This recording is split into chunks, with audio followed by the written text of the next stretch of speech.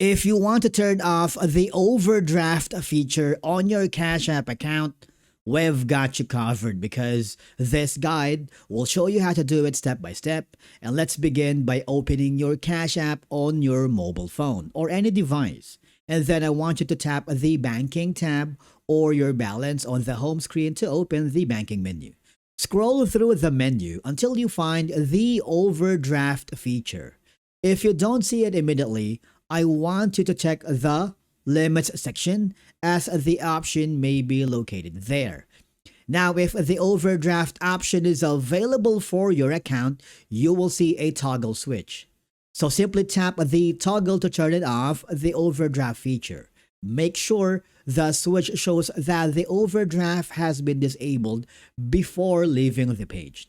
Now, thing is, if you can't find the overdraft option or the toggle isn't working, I need you to contact the Cash App support for assistance.